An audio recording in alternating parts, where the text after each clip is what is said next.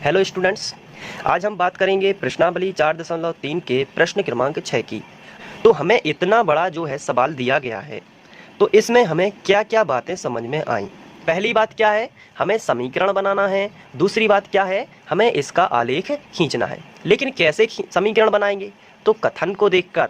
अब कथन कहाँ पे है, ये देखिए डबल इन्वर्टेड कॉमा में कथन दिया गया है। तो देखते हैं कैसे। इसमें हमें दिया गया है, एक अचर बल लगाने पर एक पिंड द्वारा किया गया कार्य पिंड द्वारा तय की गई दूरी के अनुक्रमानुपाती होता है। जो कार्य है, पिंड द्वारा किया गया जो कार्य है वो दूरी के अनुक्रमानुपाती है। इसका मतलब क्या है, जैसे जैसे कार्य बढ़ता जाएगा दूरी पे डिपेंड करेगा। इस तो जैसे यहाँ पे लिखा है कि एक अचर बल लगाने पर एक पिंड द्वारा किया गया कार्य तय की गई दूरी के अनुक्रमानुपाती है। तो कार्य को कुछ हम मान लेते हैं और दूरी को। तो सबसे पहले हम क्या करेंगे, माना किया गया कार्य y है और तय की गई दूरी x है। तो इस तरीके से हमने लिखा। अब जब हम स्टेटमेंट्स वो पूरा पढ़ते हैं तो हमें क्या सामने आता है, सबसे पहले तो हम लिखेंगे प्रश्नानुसार, यानी कि जो हम प्रश्न पढ़ते हैं तो उससे हमें क्या पता चलता है।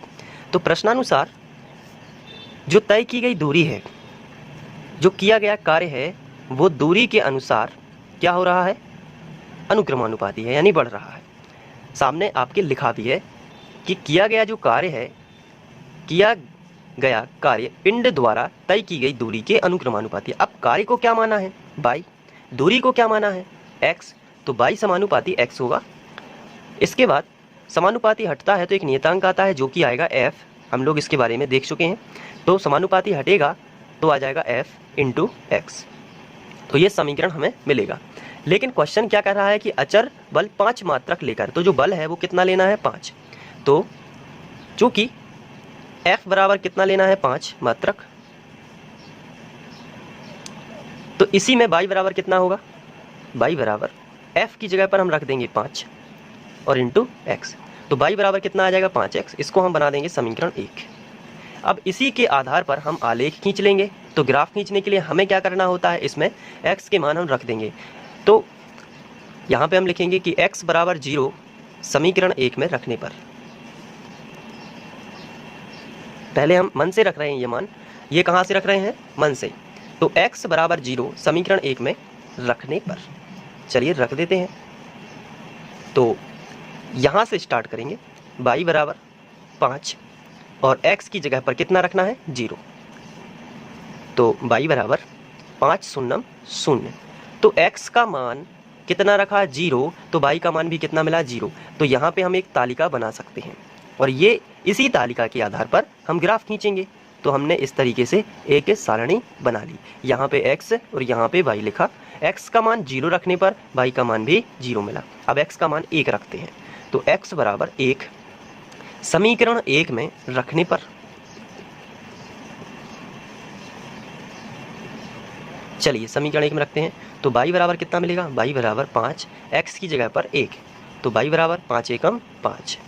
तो x बराबर 1 रखने पर y बराबर कितना मिला, 5। अब इन्हीं दो बिंदुओं को लेकर हम एक ग्राफ खींच देंगे।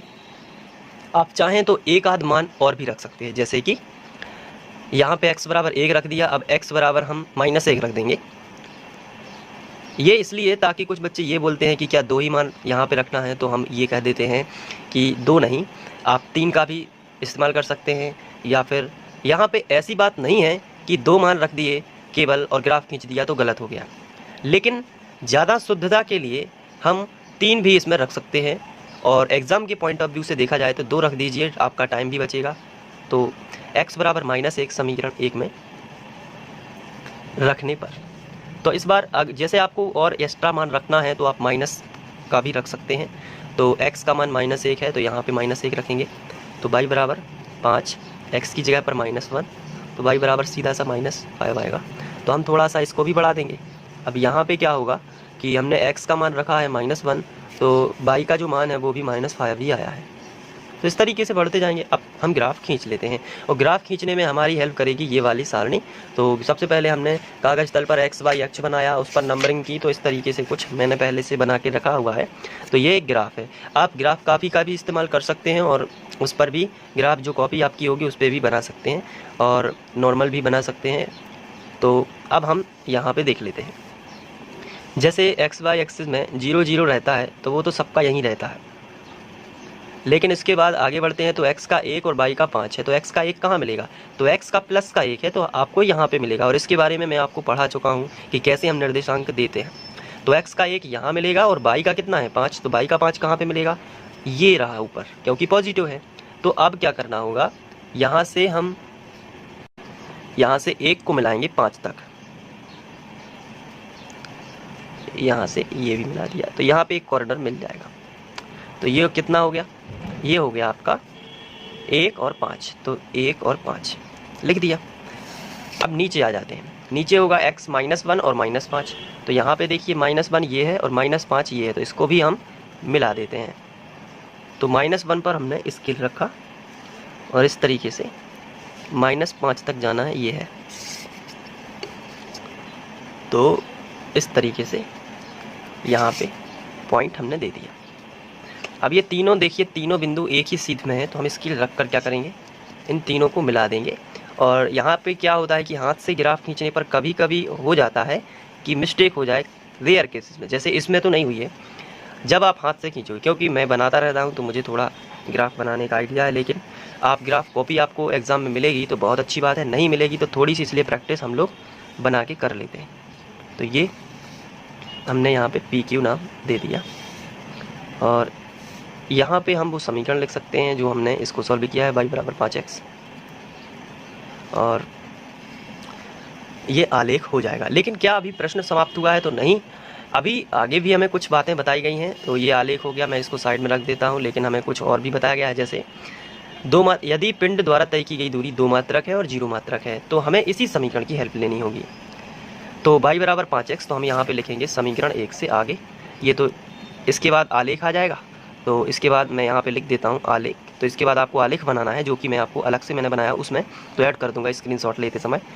इसके बाद हम क्या करेंगे कि जैसे हमें दिया गया है कि यदि पिंड द्वारा तय की गई दूरी 2 मात्रक है, तो समीकरण 1 से, और पहले हमें लिखना होगा अब समीकरण 1 से, तो हमने यहाँ पे लिखा समीकरण 1 से। तो समीकरण 1 क्या होगा, y = 5x।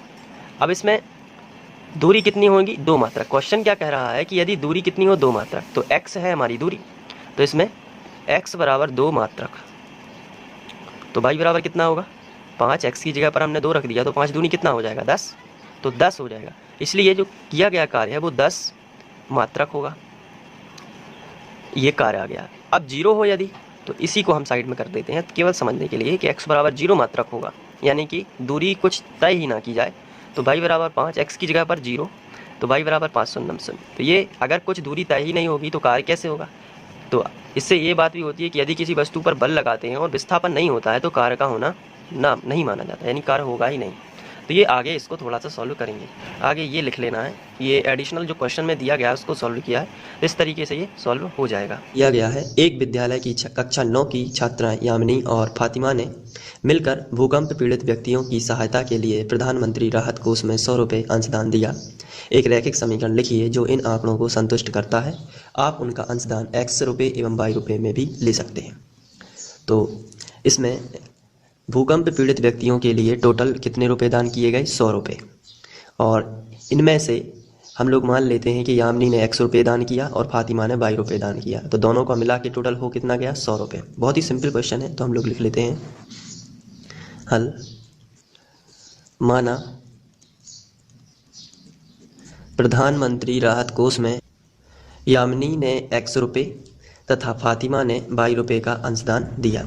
तो ये प्रधानमंत्री राहत कोष में इन्होंने दान दिया है, लेकिन दोनों ने टोटल 100 रुपये का दान किया है। हो सकता है 50 रुपये यामिनी ने किए हों, 50 रुपये फातिमा ने, या हो सकता है 49 रुपये किए हैं, कुछ भी हो सकता है, लेकिन दोनों का टोटल कितना हो रहा है 100। तो प्रश्नानुसार दोनों ने कितने रुपए दान किए हैं, x + y = 100। ये इसका 2 चर वाला एक रैखिक समीकरण है। अब यहाँ पे हमें इसका आलेख खींचना है, तो इसको हम समीकरण 1 बना देते हैं। अब हम लिखेंगे समीकरण 1 में x = 0 रखने पर, समीकरण 1 में हम x = 0 रख देंगे, तो x की जगह पर क्या रखना है, 0 + y = 100 हो जाएगा। तो y बराबर हमें मिला है 100। अब चूंकि हम x बराबर 1 नहीं रखेंगे क्योंकि उससे बहुत ही ज़्यादा क्वांटिटी आ जाएगी, तो हम लोग एक काम करते हैं, अब y बराबर 0 रख देते हैं, जिससे x का मान 100 आ जाएगा। पुनः समीकरण 1 में y बराबर 0 रख देते हैं, रखने पर तो चलिए रख देते हैं, तो x प्लस वाई की जगह पर कितना रख देते हैं, 0 बराबर में कितना आ जाएगा 100। 0 को कोई महत्व नहीं, इसलिए x बराबर कितना आ जाएगा 100। तो x बराबर कितना आ गया 100। तो अब हम लोग इसकी सारणी बना लेते हैं। तो ये इसकी प्रेक्षण तालिका है। 0 रखने पर 100 मिला था और y का मान 0 रखने पर x का मान 100 मिला था, और ये ग्राफ खींच लेते हैं। चलिए ठीक है, x का मान 0, y का मान 100, तो यहाँ से हम लोग 75 और ये कर लेते हैं 100, y का मान 100। यहाँ मैं लिख देता हूँ कि 1 सेंटीमीटर बराबर 25 मात्रा, मतलब 25 का अंतर दिया गया है 1 सेंटीमीटर में, क्योंकि क्वांटिटी बड़ी है 100 है इसलिए। तो यहाँ पर नहीं तो ग्राफ बहुत बड़ा हो जाता है, इसलिए आप ऐसा कर सकते हैं। तो 0 और y का मान कितना है 100, तो आप यहाँ रख सकते हो 100। इसके बाद x का 100 तो y का 0, तो x का 100 ये हो जाएगा, y का 0 यही रहता है। तो इन दोनों को आपको मिला देना है, तो ये आलेख खिंच जाएगा इस तरीके से। तो चलिए अब इनको मिला देते हैं इस तरीके से, आपको स्केल रख के और मिला देना है, यहाँ पे भी और यहाँ पे भी। तो ये हो जाएगा p और q, और यहाँ पे हम लोग वो वाला समीकरण लिखेंगे x प्लस वाई बराबर 100, और आप निर्देशांक भी लिख सकते हैं। यहाँ पे लिख सकते हो आप 0 100, और यहाँ पे आप लिख सकते हो 100 और 0। तो ये आपका इस तरीके से हल हो जाएगा, और इसमें कोई भी टेंशन नहीं।